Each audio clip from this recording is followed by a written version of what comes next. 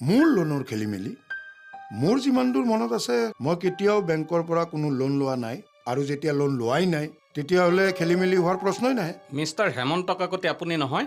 হয় মই। আপোনাৰ ঠিকনা হেঙাৰাবাৰী বৰ্জনাথ শৰ্মাপথ। হয়। এইখন আপোনাৰ ইলেক্ট্ৰিচিটি বিল হয়? সম্পূৰ্ণ হয়। লাল সিং ডেকা আপোনাৰ কোন হয়? লাল সিং ডেকা লাল সিং ডেকা নামৰটো মই কাকো চিনি নাপাওঁ। মিষ্টাৰ কাকতি আপুনি ফাঁকি দিছে কিয়? ইলেক্ট্ৰিচিটি বিল আৰু এড্ৰেছ প্ৰুফে আপোনাক সম্পূৰ্ণৰূপে প্ৰমাণ কৰে তেওঁ আছিল আপোনাৰ ভাড়াতীয়া আৰু আপুনি লোনটোৰ লগত সম্পূৰ্ণভাৱে জড়িত। ৰ'বচোন ৰ'ব। আজি দুদিনমান আগতে বেংকৰ পৰা মোলৈ এটা ফোন আহিছিল আৰু তেতিয়া মই সকলো কথা কৈ দিছোঁ।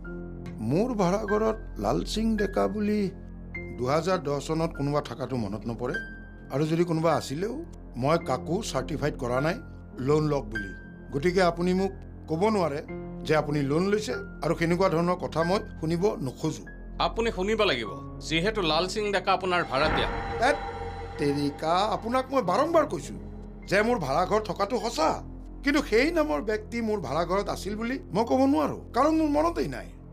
কোনোবাই যদি আপোনাক মোৰ ঘৰটো দূৰৰ পৰা দেখুৱাই লোন লৈছিলে তেনে ব্যক্তিৰ আপুনি ঠিকনা চিকনা সম্পূৰ্ণ লোৱা নাছিল কিয়? আগৰ অফিচাৰে কেনেকৈ দিলে সেইটো তেওঁৰ কথা। কিন্তু এতিয়া প্ৰব্লেমটো কি হৈছে? 2010 চনতে 3 লাখ টকাৰ লোন লৈ এতিয়ালৈকে এটকাও পৰিশোধ কৰা নাই। আচ্ছা, তাক বিচাৰি নাপাই এতিয়া মোক ধৰিব আহিছে। ইলেক্ট্ৰিচিটি বিল আৰু এড্ৰেছ প্ৰুফেটো তাকেই প্ৰমাণ কৰে। একোডাল প্ৰমাণ নকৰে। মই কোনো বেংকৰ কাগজত চহী কৰা নাই আৰু NOCও দিয়া নাই, বুজি পাইছে নাই? সেইকাৰণে আপুনি মোৰ বিৰুদ্ধে একোডাল কৰিব নোৱাৰে।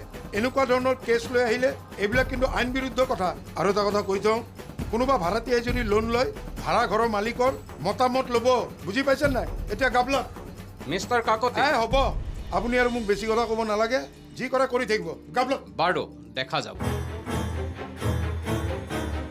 বেটা নাজানি নুশুনি এনেই দৌৰি ঢাপলি আহে। অৱশ্যে ইও এক ভাড়াঘৰৰ অভিজ্ঞতা।